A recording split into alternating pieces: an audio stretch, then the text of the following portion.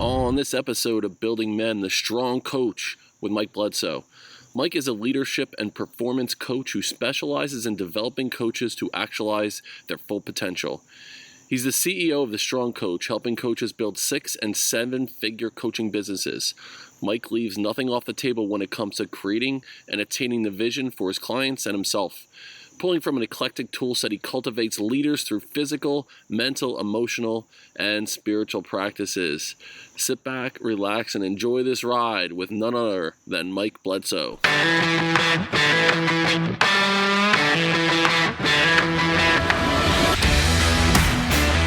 Welcome to the Building Men podcast. I'm your host, Dennis Meralda.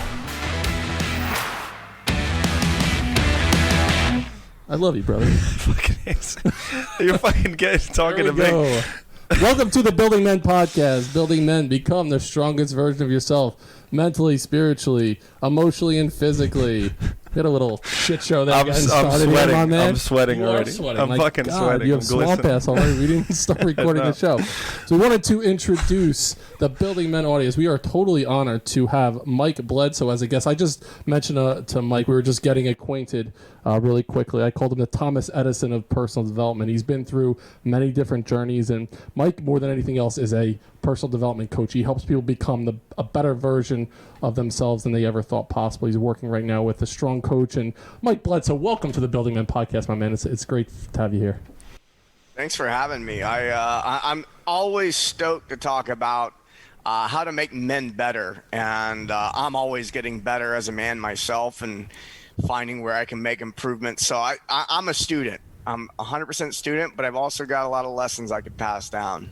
Yeah, and we've learned a lot about you over the last couple days, especially, going on a deep dive in your life. You were brought to my attention by Mark England as I introduced him. I interviewed him on the Building Men podcast. He was talking to me about his work with you, and you called him a one-trick pony. He said, yeah, that's all he did was he worked on words, and he said he took it as a badge of honor. So I tell my brother, I'm like, we're going to get introduced to Mike Bledsoe, and I'll tell you what it was like. It would be like talking to a teenage girl about, One Direction 10 years ago. He got a chub in his pants when he heard we were going to be able to talk to you. No. Stop it. Why are you sitting like that then? I mean, I'm not. What are you saying? I can tell something's going on in your crotchal area right now. It's all good. So we appreciate you being on the show, and we're really interested to first do a deep dive into just how you got to where you are. I mean, your journey went on a million different career paths. You've had to reinvent yourself a million times over the last how many years. And one thing that we're really interested here in Building Men is people that have had to rebuild, that have had to come to terms with a difficult situation. Some people fold their cards in, and some people sack up and they're like, you know what? I'm going to keep going, or I'm going to reinvent, or I'm going to move on. And you've done that so many times. That's why it's amazing that you're here on the podcast. So start talking to us a little bit, Mike, about your experience growing up. So you were homeschooled, right? So how was that experience as you were growing up being homeschooled? Yeah, I look at being homeschooled. The older I get, the more I understand what a gift that was. And you know what? I did my homework between 8 and noon most days, all the way from when I was a little kid to high school. I did about 4 hours of work, and then the rest of the day was mine. And my parents were amazing. I got to choose my curriculum to a degree. There was definitely things that were non-negotiables, and I got to study some things that other people just didn't get to study. And when I got to where I was more academically advanced than my parents, they just hired tutors for me. So it was, and we were not wealthy. This was, this is all done on shoestring budgets and all that kind of stuff. So it was, I would say that the thing that I can look at being homeschooled as creating the most value in my life is I learned how to structure my day. And that sounds like maybe such a mundane thing to be good at, but I find that a lot of people who get into entrepreneurship specifically, they leave their job, and then the idea of having to create their own structure is completely foreign to them. The average person, they know they got to be at school at 7, 8, 9 a.m., whenever it is. And then they got to be at this class at this time, and this class at this time. We got lunch at this time, and then you get off at 3, but you got to fit in this homework, and you got practice, and you got all this. They fill your schedule, and then you get to college, and then you get a little bit more freedom there, and then you get a corporate job, and they're going to tell you when and where to be and all that stuff. And so the amount of I don't think people really appreciate how much structure they've been given, and they've never had to create their own until they become an entrepreneur. And then it's like, what am I supposed to do with my time? And then there's not enough of it. And it's usually due to a lack of structure. And just being able to structure is one thing, but what I find is it becomes confusing. The thing that it's really easy to be like, oh yeah, just structure your day, get out your calendar, all that stuff. None of your structure that you're going to make up has any meaning, and is going to be very difficult to implement if you have no vision and you don't know where you're going and why you're going there. And so having a vision for our own lives is something that's also not taught. It's not practiced. And so when people get out on their own, they have to learn how to create their own vision for their life, and to create a structure around, to support. And for me, being homeschooled, I really got to daydream a little more, I guess you could say, and I had a lot more space, and that space in my schedule allowed me to visualize what I wanted to be different in the future, and practice that. When I was a kid, I'd be off school at noon, and my mom would actually get nervous. She thought, cops were going to pick me up if I'm outside doing something. It's 1 p.m. They think I'm supposed to be in school. But I went out and got jobs. I went and did dumb stuff out in the fields. I burned down a couple fields, got in some trouble. It was a blast. And not only the structure, I mean, you need to learn at a young age. You need to be smart when you're doing the stupid shit.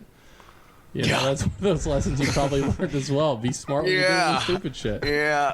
My dad was a bit of a daredevil, and he encouraged the same thing out of his sons. So yeah, we learned. That's another thing that I don't think a lot of kids learn these days, or a lot of people my age. I'm 39. A lot of people my age, they expect things to be safe. They expect things to have guardrails and let's shave off the sharp edges of all this. And it's really obvious when I go to other countries with people. I'll go to South America with people, and they're like texting and crossing the street. I'm like, hey, you're not in LA.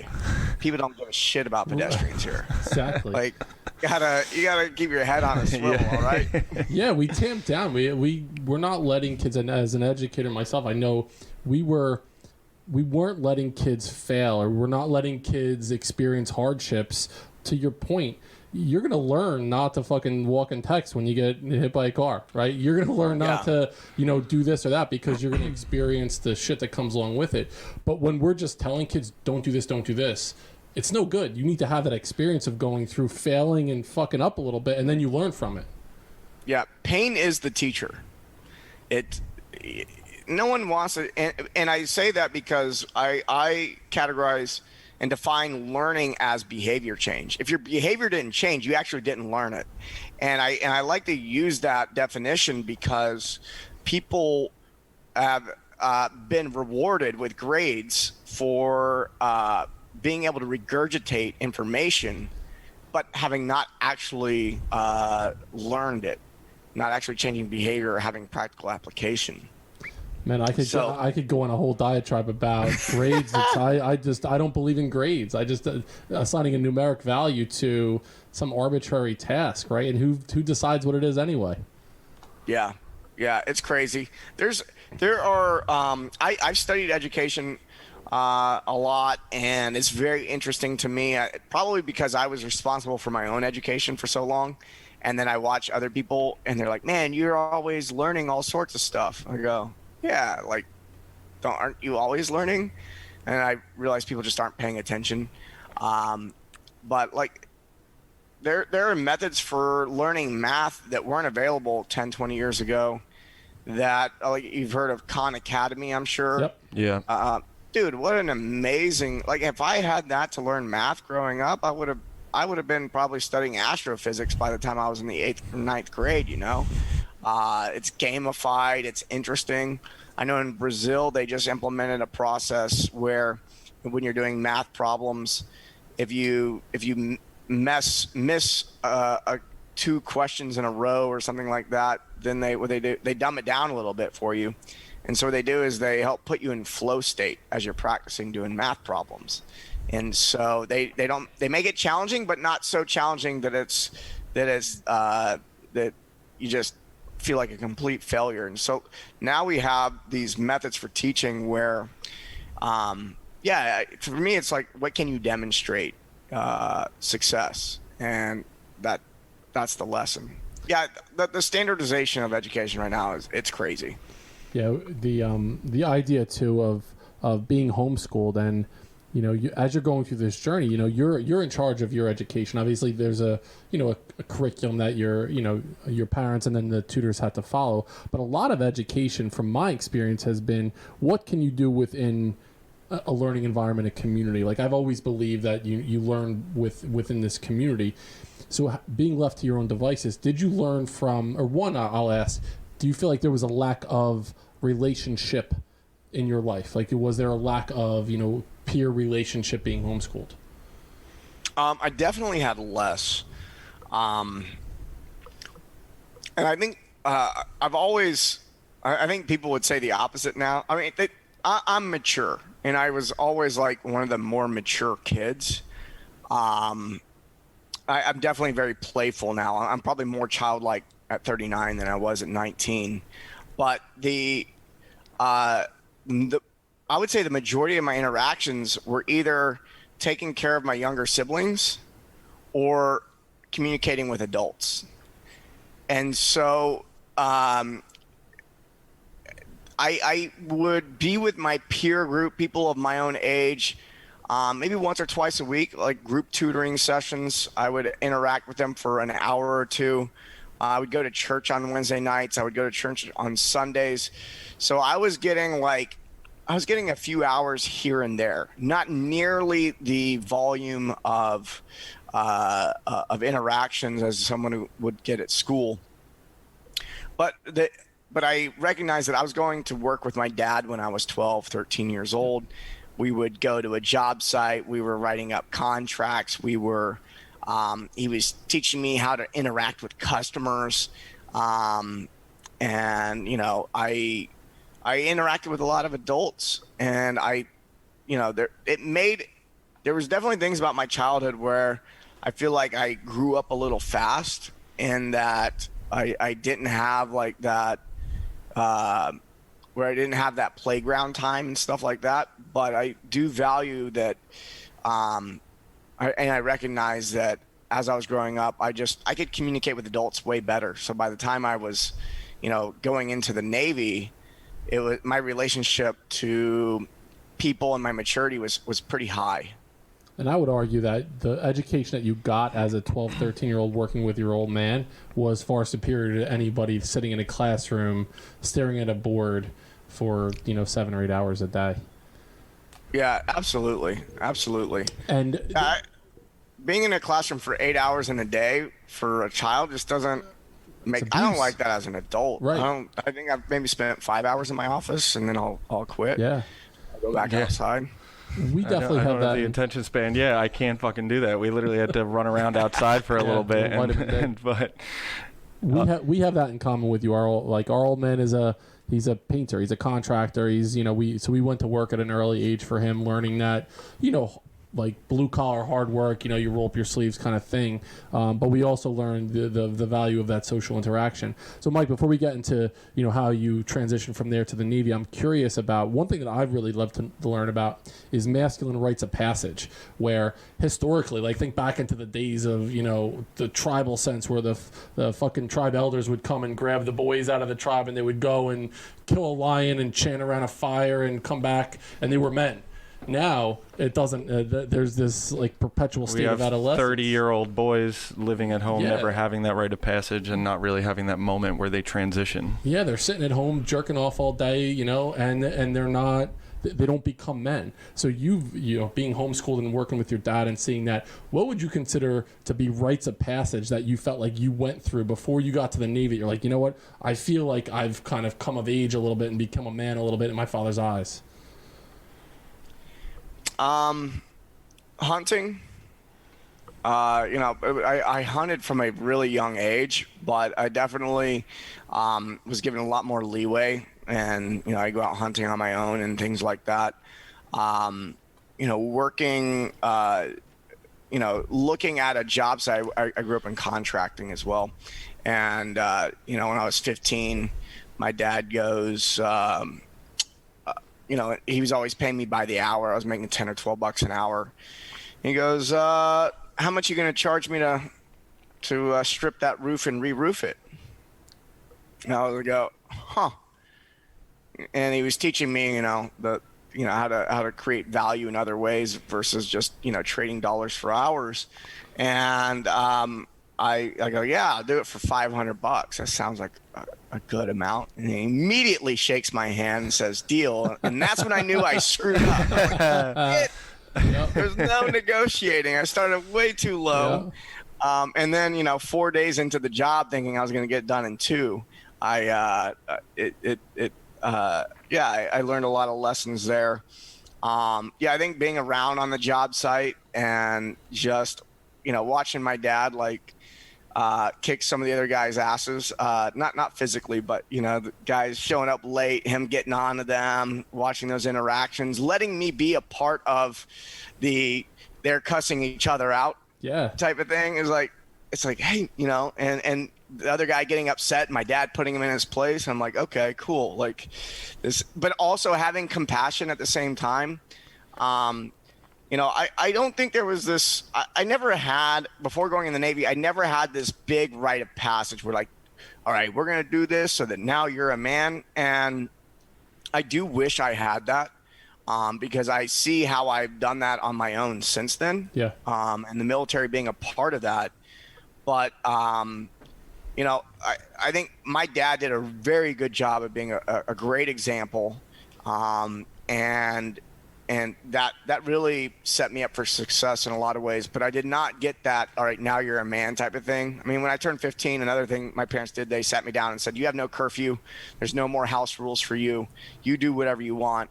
If we haven't taught you how to do it right by now, then there's nothing else for us to teach you. You're good. And if you screw up and you end up in jail, then, that's on you. We're not going to come bail you out. So I was like, okay. And I went out and stayed out way too late and did all sorts of stuff for a few months. And then by the time I was 16 and I had a driver's license, I'd gotten out of my system. Yeah.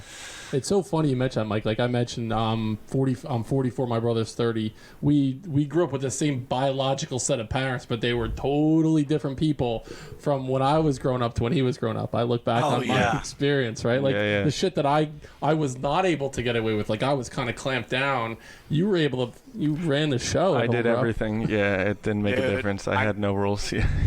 I'm the oldest of 5, and the difference between me and the youngest is 11 years. Yeah, they get away with murder. I had all this strict stuff until I was 15. But then, the stuff I think parents just get tired, man. It's so fucking tired.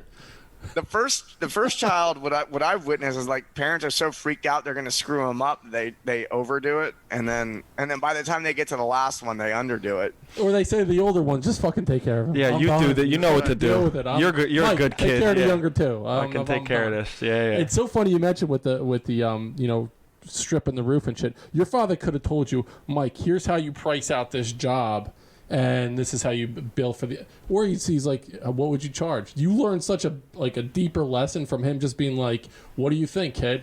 And you fucked it up, but you learn more from that lesson. Asking the questions, right? Exactly. What a great parenting fucking move. Plus, he saved a lot of money. Yeah. And well, the thing is also is I had plenty of opportunity to learn how to price a job out before then. I just wasn't paying attention. Right. Yeah. Because I didn't, like I could have been looking over his shoulder. I could have been a better listener. Like, it's not like he didn't show me, but he didn't say, we're going to do this so you can do this now.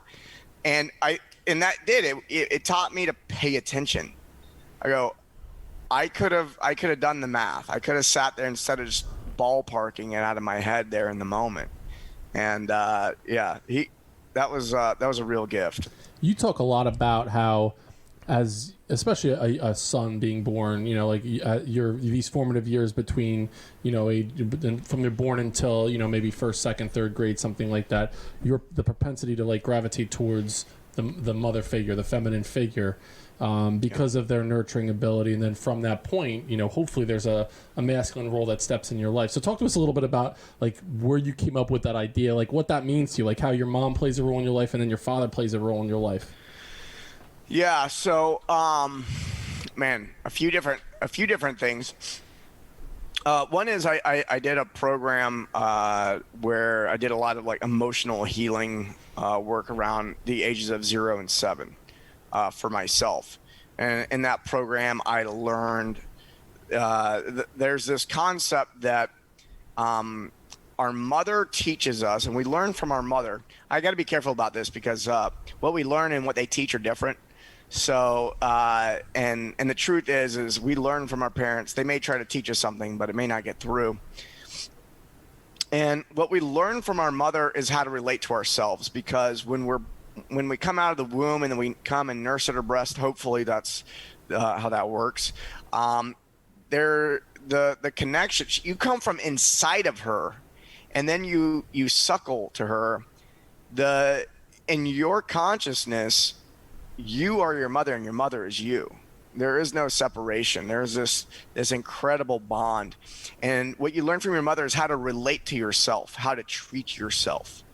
And then your father is typically your first love. It's the first person outside of yourself that you want to experience love from. And so your father ends up representing the world. And whatever you learn from your father is how the world is. However my father is. And it's so funny because once we have this framework and we start talking to people, we're like, holy shit. Like you think that everyone's always out to get you. How's your relationship with your dad? And pretty soon it's like, well, my dad was a real dick. Like he screwed me over. And I'm going, yeah, it makes sense. And these are really deep-seated wounds. And so like, I find that relationship to what we learn from our parents. But now, as far as and I imagine that not even being able to tell the difference between ourselves and our mother at a young age causes us to be way more connected to her than our father, because he's the world and I'm my mother. And then, when we look at other cultures, when we look at tribal cultures, when we look at cultures where they still have really old traditions running, it's very, very common for the young boys to really hang back at the hut with their mom, and they nurse till they're like 5, a lot of times, and they're participating in the gathering part of the hunting and gathering. They're around more women and other children, and then around the ages of like 9-10 years old is when a lot of rites of passage happen. I'd say probably between the ages of 9 and 13, depending on the culture. So American culture is like a lot of this whole you're an adult when you're 18 thing. Man, that's really fucking old. Yep. When you look at history. Like most cultures see you as an adult when you hit puberty, like you become an adult. So the they have these rites of passage. And what part of what happens is leading up to the rites of passage and after rites of passage is you're ripped from your mother and you now go spend time with your dad. And now you go from, being back at home with your mom, and now you're going hunting with your dad for days at a time and all that. And that transition is can be really transformative. And that's just what I've noticed by looking at a lot of different cultures. That's pretty much just how it works. And I'm sure a lot of the work that you do around helping people deal with trauma, it could be that they never had the mother figure in their life to identify with a sense of self, or conversely, their father wasn't around, more likely, and they had this extended state of, being with their mom and, being more, connected there, where they didn't get that sense of the outside world. Absolutely. Yeah. And, even if your parents weren't present, there's abandonment. You learn to, if your mother abandoned you, then you'll abandon yourself. And if your father abandoned you, you'll always, people in your life will abandon you. You'll choose relationships where that's going to happen. And the abandonment may just be emotional, it may not be physical. But we have a story that we believe about the world, and then we're a character in it, and we have to follow the script that was written when we were a kid, because the ego, it hates to be wrong. And so in order to be right, we make sure that this is how the world operates. And it's a subconscious thing. People may hear that and go, nah, that's not me. I'm like, yeah, it is. We do it without even thinking. It's totally subconscious. And it's so funny when you mention that, because I'm just thinking about our relationship with our parents, and it's almost like the thought of knowing that my mother is going to love me, that's already locked in, right? I know that she loves me. It's that love is there. And with our father, at least from my experience, I felt like I needed to do my whole song and dance for him all the time. I was constantly performing to gain his approval my entire life. So growing up, that's all that I did. And if I didn't get that affirmation at the end of the day, I felt like I fucked up. I wasn't good enough, right? I didn't, and so I would feel neglected, and then I go to my mother because I knew she loved me, no matter what, she loved me, and it literally just lines up perfectly in sync with what you're saying. It's amazing. Yeah. My mom thought I was. I felt like I was my mom's favorite, and I felt like my little brother was my dad's favorite, and it really highlights how I operate. I'll be really. I'll have a relatively high self-esteem when I'm by myself, and then when I get around other people, I feel like I need to be showing them something in order to earn their love, and that's definitely how I operated for a while.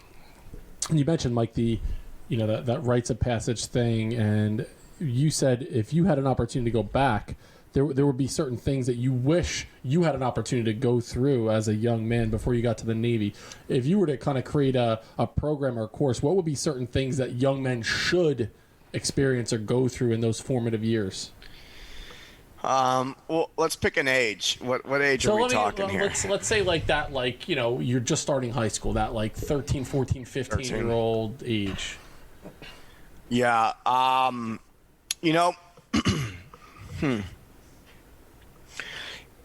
would. I'm gonna have kids one day, so I'm gonna do some of these things, or at least I think I'm going to, and then I'll grow and change by then. But what I would do now, what I would have really appreciated is there to be an intentional time set aside for this is the purpose of what we're doing. I was included in things that men were doing, but it wasn't like we're doing this for you.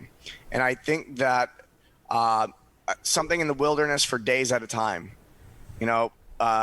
hunting is something that I think being able to find and kill your own food and then prepare it. There's something really beautiful about changing your relationship to food, because most kids are they're just given food all the time. It ends up on their plate, and they don't know where it comes from, and they don't know how to get it themselves. And so something like that, and something that's really physically arduous. And I'm being very general here, but I really believe that the strongest men that exist in the world thought they were going to die at some point. And I think that a rite of passage should be something that just scares the fuck out of you. And there are rites of passage where that happens. It's extremely painful. They scare the fuck out of you. There's one tribe where you stick your hand in basically like a hornet's nest, and you got to have your entire hand stung. There's a tribe where they eat iboga, which is this root bark down in Africa, that puts them on a 72-hour psychedelic trip where they run them through they do that and then go through a physical thing. Anyone who's done iboga can't even imagine, walking after taking the substance. There are for me, like most people, I have this desire to be like, all right, this is what's palatable: hunting, and getting out in the wilderness and doing something that's really physically arduous. My boys, they're gonna think they're dead. Like they're gonna go through like some type of death process, and it'll probably be a combination of really physical, something that's very difficult physically, and psychedelics, and maybe not combine the two of those at the same time, but we may go on a very deep mushroom experience, and then the next day we're in a sweat lodge. And I don't know if you guys have done a sweat lodge before, but if you're not familiar, and most boys aren't familiar with pushing the edge of like passing out from heat, it'll happen there. You'll wanna. I've been in sweat lodges where I'm shoulder to shoulder with people, and I'm curled up in a ball just to make room, and it's so hot, and I'm just breathing, and there's a part of me that goes, just freak out, man. Just fucking freak out and say, I got to get the fuck out of here right now. And it's like, no, stay calm. Just breathe. Just breathe. I know it. Like if you have claustrophobia, that shit will go with in a sweat lodge, and it's hot and it's uncomfortable. So these are tools. I don't know exactly which tool I will use with my kids in the future, but these are the things that I have at my disposal now. I'd probably take them on a big mushroom trip, sweat lodge, take them on another mushroom trip, or maybe we'd go down to South America and do ayahuasca. When I've done ayahuasca, there several times I've had a complete ego death, dissolution. I thought the shamans had poisoned me and that I was a goner for sure. And then on the other side of that was deep realizations about who I was, and the world after that was very different. So I think a rite of passage should create an experience where the boy visually, like, it looks different than it did the day before. The closest thing that we've come to a sweat lodge is working with our old man in a 2-bedroom apartment in the middle of summer in Jersey, and it's 115 degrees, and we're sweating and crying and working for 12 hours. Probably the labor laws were, it was against the law in some way. Plus, what you're doing is probably going to be against the law, but we're not going to tell anybody about that. Keep that between us. Well, here's the thing is I go south of the border for most things. I'm a big fan of hitting Mexico, Costa Rica, Colombia. Like the older I get, the more I'm like, you know what? America doesn't like this stuff, and the South Americans, they do it way better. So I'll just go there. Yeah, figure out where it's going to fit. Yeah. Perfect. So now, we've gone through this journey of your experience and what your anticipate your experience is going to be with your own children. So now you're in this spot where you're leaving high school and you decide to join the armed forces. So that's something where you mentioned the Navy a few times, and so you go through BUDS. And so talk to us a little bit about what that experience was like, because there was a medical thing that happened, and now you're starting on this journey of having to reinvent yourself a couple different times. So walk us through just quickly about how that experience was like going through the BUDS training. Oh man, I had no plan B.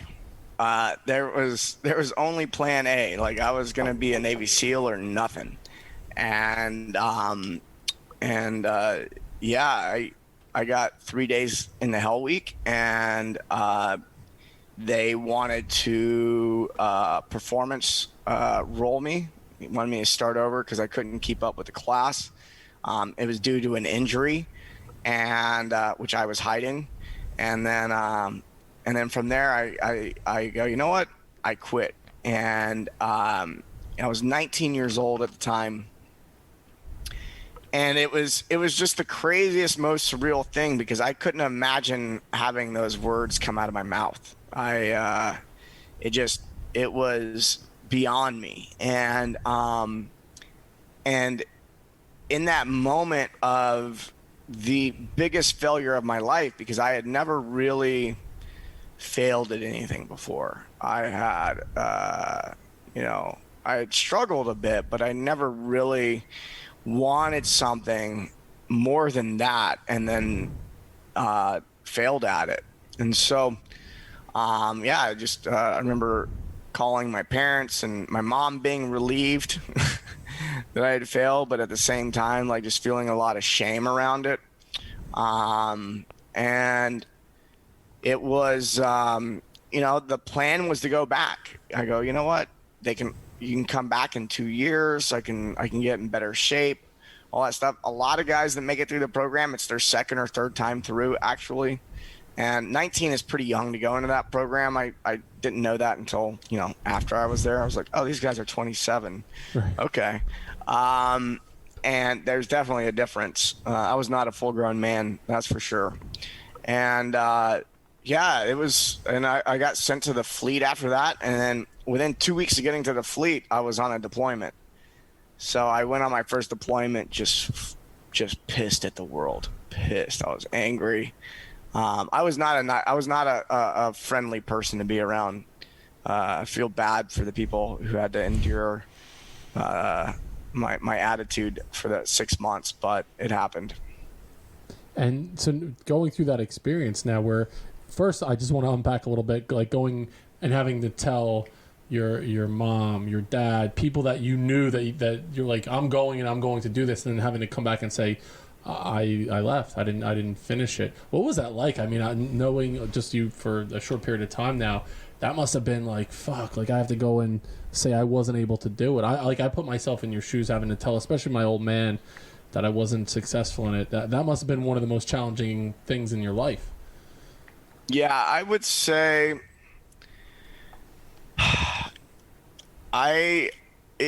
it wasn't as hard to tell my parents as like knowing that the rest of the community was going to find out. And it was, I remember I went home. I did a deployment, and then I went home like a year after I had my failure.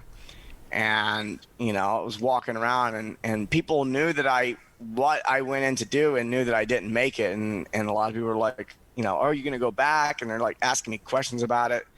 And I was just like, I don't even want to talk about it. Yeah. I really felt, I just felt like a failure, felt the shame of that. And I carried that shame until I was about 30 years old.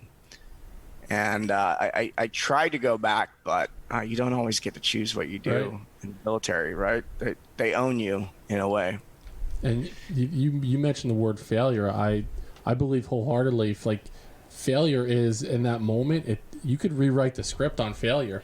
Where at that moment you're like, man, I failed at this, but you succeeded in becoming who you are today based on that experience that you went through. You would not be, doing what you're doing, inspiring like millions of people because what was perceived as a failure at that moment. Yeah, I've since then been able to really appreciate that whole experience, and happy that it happened, and that I definitely wouldn't be where I am now if that were the case. In fact, I just got done working with some military veterans who had spent a lot more time in than I had, who had PTSD and things like that. And watching how being in the military that long and experiencing that much combat, how that's impacted them, I'm really have a lot of gratitude, because I know that my life is a lot fuller than a lot of those guys. So it's interesting. So walk us through. So now, after you're done with the military, and I don't want to gloss over any of that experience, obviously, but That's fine. From that point until you get into the barbell shrugged world, like walk us through a little bit of that journey. Like, what did that look like going from leaving the military to getting into the personal development and CrossFit space? Yeah. So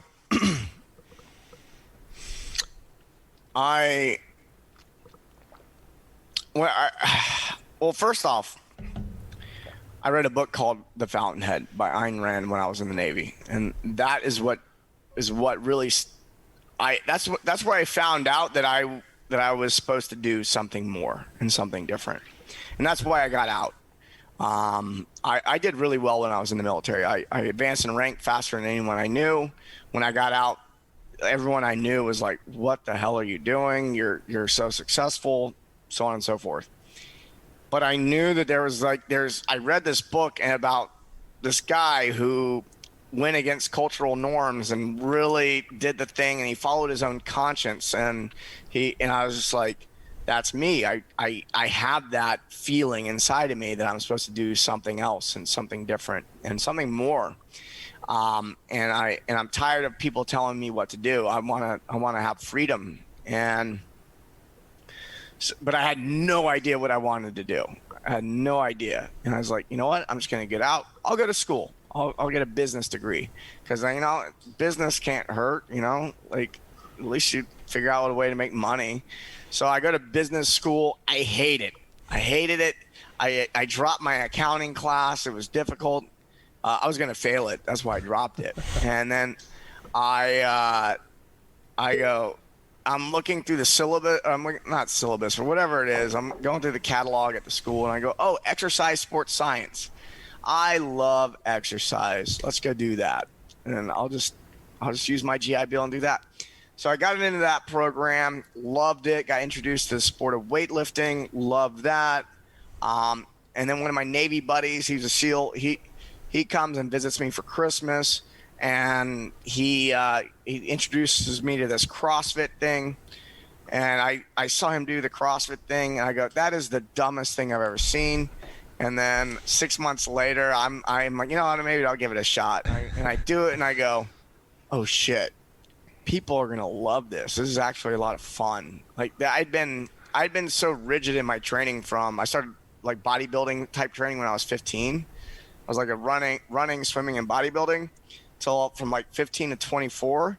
And then I run into this weightlifting thing, and I'm like, holy shit, it's amazing. But I'm like, yeah, this is you have to be kind of crazy to really love that. But then when I saw CrossFit, I go, this is going to catch on. I got to find the CrossFit gym. I need to find the CrossFit. This is 2007. Because when I do the WODs that are on the blog, I blow everyone out of the water when it comes to the weightlifting portions. I can deadlift, squat, press, snatch, clean and jerk. I was a beast. I was like 175 pounds, and I was able to do like elite numbers at the time because I was a weightlifter. I was like, yeah, man, I just should go like teach at the local gym. There's got to be one. No gym at all, so gonna open it. I'm just gonna open a gym. Open that up the fall of 2007, and man, I really sucked. I really sucked at being a business owner. I made almost no money. I was using my GI Bill money to fund my business. I was living in my gym. I threw a mattress above my office in a crawl space. It was like 4 feet. By the way, I never got a business permit. I never asked code enforcement to come by. I never did anything. I tend to live my life in a way I'm like, you know what? If I'm supposed to have it, they'll come let me know. And otherwise, I'm a free man. I'm going to do whatever I want. And so no one's going to tell me what I can't do. So I remember I just ignored it. But if I look back and I'm like, if code enforcement ever came by, that operation had been shut down. That building was about to fall over. It was terrible. And I'm living in it. So a year and a half in, I break down. I started looking at jobs at AutoZone, And that's when I was like, dude, I got a degree, I got military experience, and I'm looking at an AutoZone job that's $10 an hour, and I own a business. Well, what if I just learned how to do business? It's like, and I had this really negative connotation with like financials, marketing, all this stuff, because my dad was actually terrible at that. So I watched my dad suffer because he was really bad at the accounting and he was really bad at marketing. He was good. He was a craftsman. He was great at everything else. But I learned from him to despise people who did that, and I didn't want to despise myself. So interesting thing happened. I think it'll be very interesting for your audience. Is it was December of 2008. I decided I'm going to take my business more seriously. I'm going to bring in a business partner, and I'm going to start studying business. 1 month later, in January, my father kills himself. So he commits suicide. Oh my God. And it was devastating. I didn't see it coming. I got a call at 3 a.m. on a Sunday morning to let me know. I had to handle everything. I had to close his business. I had to close up contracts. No one else in my family really participated in that. I managed the insurance. And I was on this, like, I went into mission mode. And I did that. And then at the funeral, I finally, expressed my grief in some ways. And then I would just go to my gym for the month after that and just fucking sit in my office and not do shit. And the guy who had come in, which is Doug Larson, if you watch Shrugged, you know him. He's the one that came in to be my business partner. He pretty much ran the business. He was on a flight from Australia to the U.S. when it happened. And so he basically arrived and ran the business for a month, and I was just not with it. But a month after that, I go, you know what, I'm going to start working. And I started studying business. And I think that with the passing of my father, it really gave me the permission to be okay with marketing, being okay with managing numbers and all that, because I was running my business to impress him subconsciously. And I ran my business the way he would run his business because I wanted him to be proud of me. And so once he passed, I can look back and I go, wow, a lot of things in my life changed because there was no longer a father to impress. And the only person I need to impress now is me. So that was like a really beautiful process. And that was that was January 2010. And then January 2009, by 2010, the gym was making plenty of money, and we moved to a facility that wasn't nearly as broken down. I got married. I moved into a house. I did a lot of things, and this is before Shrugged. And I started a couple businesses between opening the business in 2007 and starting Shrugged in 2012. I've always had this interest in being innovative, trying to start other businesses.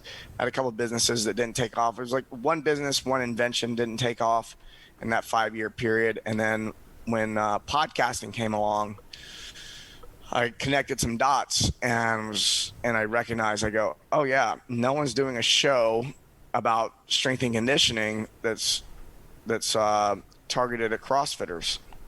And I think we could do it really well. And so we started recording.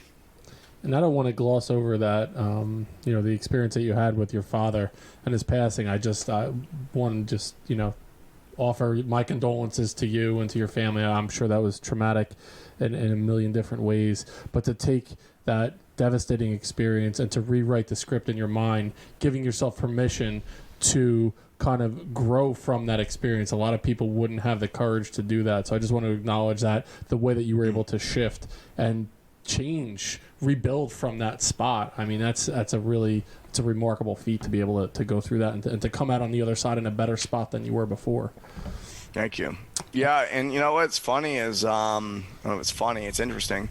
I I felt as though I was complete around my father until I went down to Peru in 2015 and did ayahuasca. And that it was that medicine that allowed me to actually become complete with something in which I thought I was complete. And then I got a whole other level to that healing. Like to come to terms with shit that you had gone through with your father growing up. Yeah, I got to relive all the good times. I got to see all the things I didn't like. I got to see them in different scenes. And then I also got to experience what my father experienced before he took his life. I got to experience what it was like to be hopeless and the level of pain that he was in. And, you know, I think that's one of the things when someone close to you commits suicide is there's this haunting question that can exist, which is, why did they do it? And especially if they don't tell you before they do it. Right. And so in that experience, I was able to be him when it happened and feel what he was feeling and understand the level of hopelessness and despair that he was in. And then all of a sudden his suicide made sense. And after having that feeling and it making sense, I was able to say goodbye to him, and he said goodbye and I love you, and we separated ways in that experience. And it was, yeah, I think you can imagine what kind of impact that had on me. And Mike, I appreciate you telling us that, and I would just follow up with, if you were coaching someone, or helping someone along through that process that just experienced the death of a loved one via suicide, what advice would you give to that person based on your experience? How would you help someone else as a coach deal with that situation? You know, different people respond in different ways, and the way I coach is very situational. One of the things that I really try to get people to move away from is the unanswerable questions. Like the one is, why did they do it? That seems to be the primary one. Or why did this happen? And getting to a place of like, it happened because it happened. And really being able to, because anytime we're asking unanswerable questions, we're trying to avoid reality. And the quickest way to move through a healing process, and the only way to move through a healing process, is to get present with the reality of what is. Those questions are just a distraction, really, because they can't be answered. They really can't be answered. Right. And that's I watch people torment themselves with that question, or with questions that are unanswerable. And so you use that experience to springboard you into a successful business, meeting up with a couple business partners that helped you start the, Barbell Shrugged, and that opened up this podcast world. Where at the time, I'm sure podcasting it's a brand new thing at that point. And now, everybody and their brother has a podcast. We have two idiots right here that are fucking running a podcast, yeah. right? You give us some time and a mic, and we start talking about fucking random shit. But it's you use that experience to springboard you into starting this new realm for people to be able to talk and to express, and it's giving people an opportunity to show their areas of expertise. And yours was being a coach and using everything that you learned coaching people. And so talk to us now about how you took that, your experience with Barbell Shrugged and shifted again. You did another, kind of shift in your life, and you started working with people as a coach, and you worked with the Enlifted program. You worked with Training Camp for the Soul. And so how did that, working with the podcast turn into kind of where you are now, and how you kind of shifted your life's work in a couple of different directions from that point? Yeah, the podcast was, it opened so many doors. And that was the podcast was a huge personal development tool. One of the first things that occurred to me is I'm very spontaneous. My girlfriend would call me impulsive, but I realized that I'm a very honest person. I'm terrible at lying, and the truth wants to come out. And so I realized that there were conversations I was having that I didn't want to have publicly, and there were, there's behaviors I was not proud of that I wouldn't want to be public. And so instead of continuing the behavior and trying to hide it, I go, you know what? I'm just going to clean it up. And because that way I don't have to worry about it. It's like the same reason I don't lie anymore. It's like lying is it's the biggest. I'd rather just take one on the chin right now than have to deal with keeping up with whatever story was told. And so, it really made me an honest person. And also in that commitment to honesty, wanting to be a good person. And so really cleaning up my life in a lot of ways. And then I got to hang out with experts all the time, the people who were the best at what they were doing. And, it started with physical fitness and health. And you know what? After a certain point, you realize that, my mindset is impacting my health. It's not just how many sets and reps and, what's actually going on at a deeper level. Oh, there's an emotional aspect of this. Oh, there's a spiritual. Oh, wait, it's all spiritual. And going through these phases of development and it's like the podcast was me looking for answers. I've got this. If you would have asked me 5 years ago, I would have identified as a truth seeker. Yeah, I was looking for it. I was looking for answers, and I was going to find the person that had them. And the podcast was just like an excuse to hang out with experts and the people who had figured shit out. And I just went deeper and deeper down that rabbit hole, and I started meeting people who were doing really extraordinary work in the psycho-emotional realm, the spiritual realm.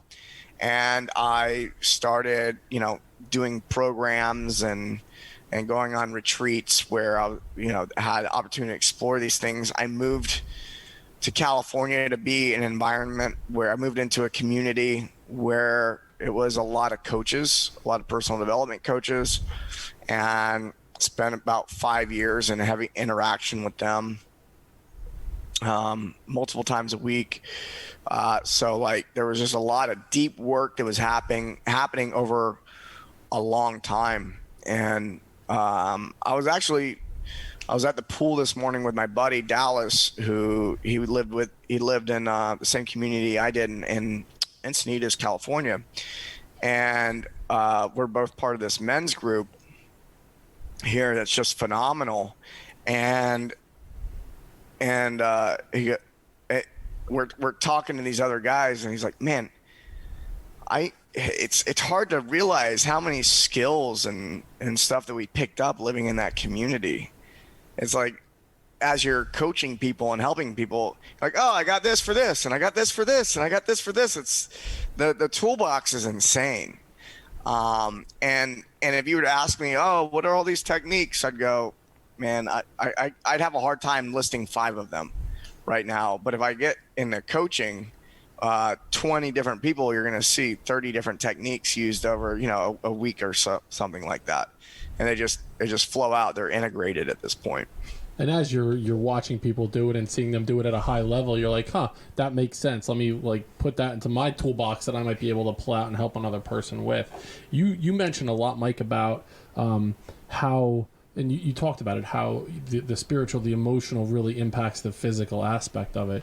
And one thing that I've loved about your work is that you recognize the impact that trauma has on us physiologically, how it manifests itself in our physical. You're like, if you have a fucking, pain in your shoulder, it's not about that. It's because, your dad left you at preschool when you were 3 years old and didn't pick you up. That's where that fucking pain in your shoulder is coming from.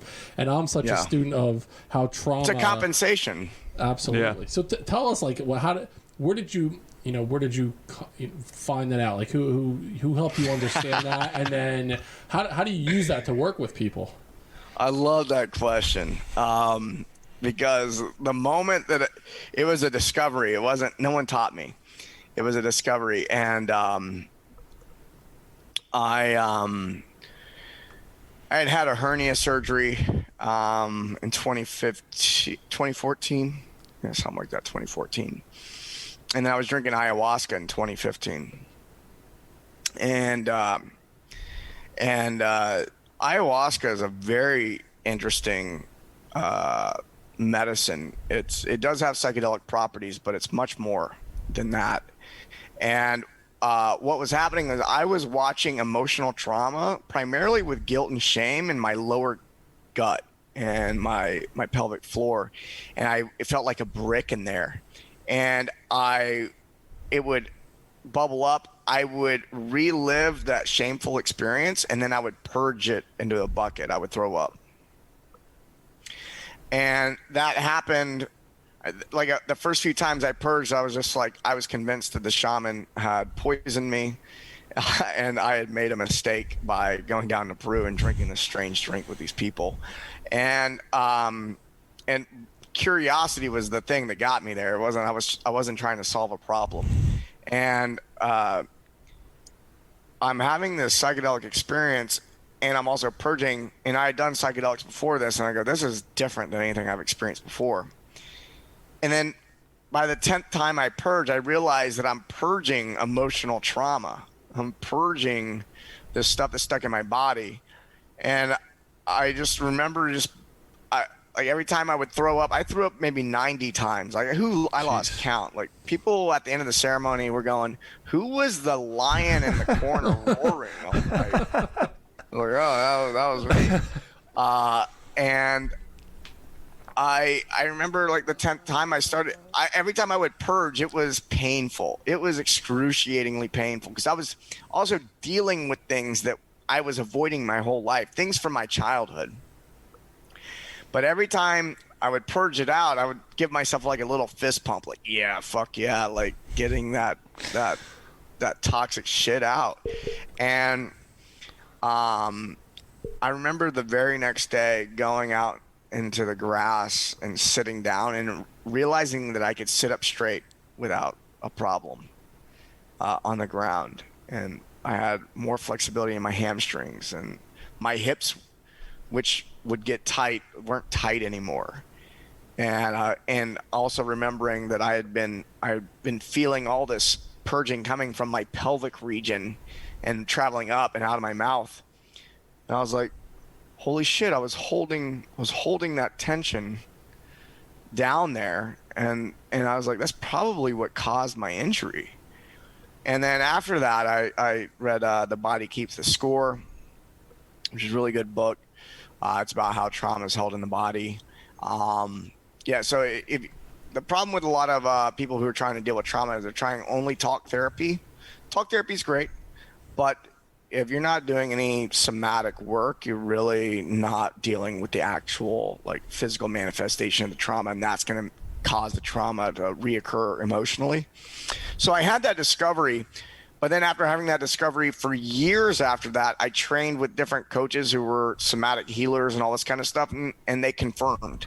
They go, oh yeah, I got in conversation. I thought I'd made this huge discovery, and they're like, oh, you're not the first one, buddy. I'm like, cool. That's actually relieving because now I'm not fucking crazy. And then I got to the point where it's you know how something, you just know it so deeply that it's crazy that it's not obvious to everybody else. That's how I am with this. Is I'm so in touch with that, as like I've just witnessed it in other people. I've watched people's posture change after having emotional releases. Like I'm connected to my emotional body so much that, like my arm is cranky right now from my thumb all the way up through here to here. It doesn't hurt, but I do feel a twinge of tightness, just a little bit. I wouldn't have noticed that a decade ago. I would have just been like, I'm a little sore. I'm a little sore. I mean, I worked out pretty hard this week, but I know I have a little bit of tightness. I'm like, what's that about? And I start bringing curiosity to it, and then I'll realize something, and all of a sudden it'll dissipate. So I'm like, I know that over the weekend I need to probably just sit and meditate for a minute. I'll realize what it is. I'll yawn, I'll burp, whatever it is to release the energy, and then the muscle will relax. I'll be fine. So that's a truth with a capital T for you. That is a it's like I know it. And if someone says, oh, I want you to explain it like scientifically, you mean use other people's evidence that they got through like only things that they could see? Like, no, there's just certain things. It's like gravity. It's like, yeah, I know that I stick to the ground. I don't need a scientist to tell me about it. I know that's so you may not call it gravity, but that that shit happens. Yeah. And it's your experience too. You're trying to explain through someone else's words to make them understand your own experience. So it's like, and I feel like you have to forgive us because we're both ignorant towards like when it comes to plant medicine or ayahuasca. So that's why it's like, we've heard, I feel like that's come up so much with so many people, these experiences that they've had. Like, I love hearing that because I'm so fascinated by it. And I really don't know the first thing about it. I hear people's experiences and how it elicits this emotional, deep-rooted response that everyone gets. And everyone has this different response when they do it. It's like, I'm kind of curious, like, well, how long does that last? What does it look like? Like, it's just, I'm always curious about that. So I'd love to hear how that kind of works. A typical ceremony is going to last about 5 hours. The effects can last 24 hours. The heavy effects will last, 2 to 5. But people ask me that question, is like, how long does it last? And a lot of times I go, well, that's the duration of the ceremony. But it lasts forever. Whatever it is that you dealt with in that ceremony is you view the world differently from now on. There's, sometimes people have an experience and they go, oh, I hope that, like when I come down from this high that I'm, it's the next day. Like, I hope that when I come off this high, it'll still be special. And I go, yeah, it will be. You go home 3 months later. Yeah, it's just, this is how the world is now. So while Anthony books a flight to Peru right now, I'll ask you, what's another? By the way, if anyone wants a recommendation for where to go without me, there's a place in Costa Rica called Soltara. And if you want to go with me, I'll take you to this really special place in Colombia. That sounds fantastic. Yeah, Anthony's with you right now. Anthony will be at your house tomorrow morning. Just kidding. There'll be some big dude sitting on the front porch with no shoes on. I'm all in. Yeah. So. It's unbelievable. Yeah. So what's another? I just like that's one of your truths with a capital T. Is there another truth that you believe that that everybody else should fucking know because that's just the way it is? Yeah. Oh, by the way, if anyone wants to contact me about that, just DM me. I'll get I got an email list for that shit. Capital T truth. Oh man, everything is spiritual and everything is God. And I've had people who are close to me, I grew up with, that are really religious. They stop me and they go, man, you're not really living the way that we were taught how to live in church when we were kids. And I go, you're right. And they're like, I'm concerned about, your relationship with God. I'm like, oh, really? Okay. Let's hear it. What do you got? And I had this conversation about 6 months ago with a high school buddy, and he's a minister. And he was like really, I could tell he was like, he had to like get his courage to have this conversation with me. And I'm over here laughing and like I almost feel bad for him. And he's like talking about belief in this. Do you believe in that? And I was like, no, I don't have to believe, because I know God. Like I am in this relationship with God, and this is this experience in every moment. And the only thing that gets between me and that experience is my mind. When I get into that space is when I experience that disconnection, that separation. And it's very difficult to put into words, and I don't know if I could say it any better than I've already said it now. It's just I know God, and God is everything, and the stuff that people think that isn't God is So how do you take those? Go ahead, Anthony. No, I was going to say, it's kind of like within us, around us. It's the connection between everything, and like understanding that connection, and like knowing that it's within you and around you, and recognizing that. Like, it's just, I don't know. I sort of had that same experience of sort of that realization like that, and you can't put a name to it or a label on it or anything. And to express that in words is virtually impossible. You know, it's very hard to do. Yeah. Well, I think one of the mistakes that people make that makes it difficult to comprehend it is they think that this and this right isn't a spiritual thing. Like, you know, people go, oh, we got the physical world and we got the spiritual world. Like, it's just all spiritual. Like, it's it's all a spiritual manifestation. You know, there's a spiritual battle going on in the world right now. There's a lot of things we could point at specifically, say this is wrong or this is good or bad or whatever, but like it's all God figuring things out. And the thing that causes conflict is the trauma that people carry and are unwilling to look at. This journey that you've taken us on today, Mike, we appreciate just, you know, the level of transparency and vulnerability. You just said, I just bring it the way it is. I don't have time for that other bullshit.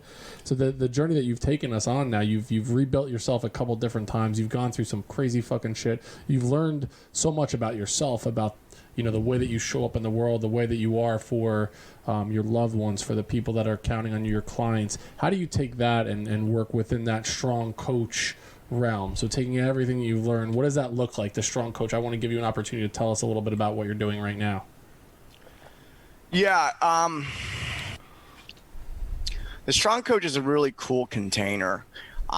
Specifically, I started it because I recognized that health and fitness coaches, they learn the psycho-emotional side of things, the better communication, leadership, that they'd get their clients better results. I was witnessing coaches having really poor interactions and not knowing quite how to communicate. And I saw that the things that really leveled me up as a coach most had nothing to do with learning about, you know, sets, reps, and you know, proper movement. It had to do with the conversation and really getting into a place of listening with the clients. So that's really what motivated that. Is I saw an opportunity for there to be more of the personal development aspect inserted into the fitness industry. And then over time, what's happened is it's turned a lot into business, because what happened is I got my first cohort of students in 3 years ago. And what I learned while teaching them is, we got 3 weeks in, I go teaching them all this communication stuff and leadership and visioning and all this that's extremely valuable. But they didn't have any clients, or they were struggling to get clients. And I go, oh, well, we'll just go over marketing next week. You know, you guys need to know more about marketing.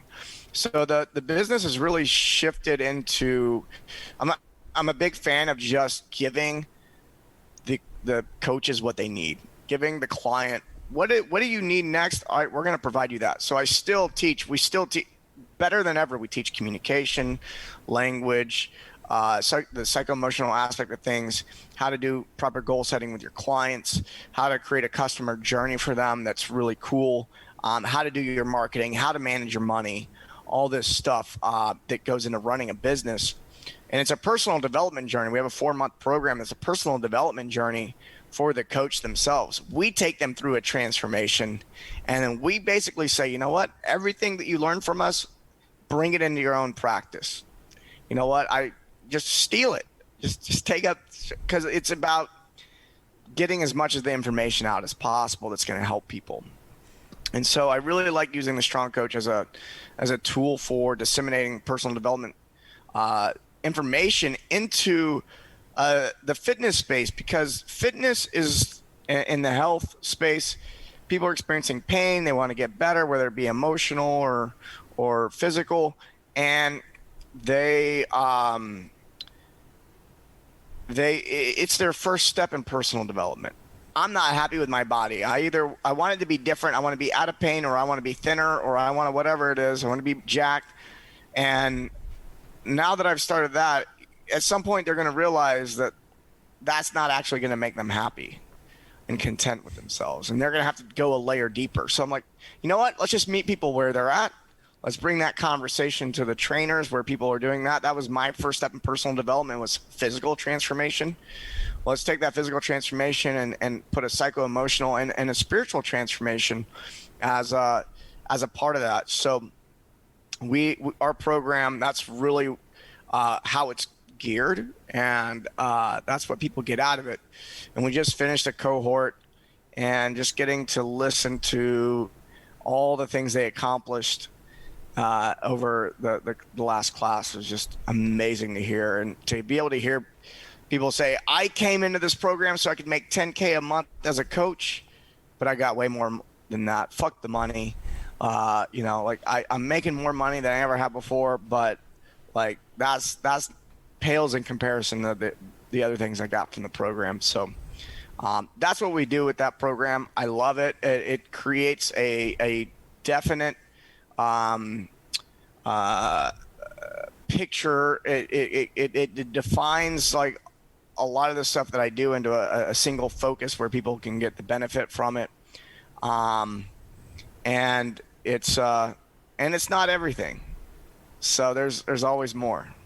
Think about, Mike, too, the journey that you've gone on since 2008 when you opened that CrossFit gym, and you're like, fuck coach mode, I could give a fuck less. I'm gonna, I have a mattress and a 2x4 hut upstairs, to where you're now coaching coaches. It's the journey that you've been on has been really remarkable. Yeah, thank you. Yeah, it's you just saying that and reflecting that, had me go back to that moment, because I don't think about it very often. It's really cool, really, really cool. It's been very challenging, a lot of struggle in there.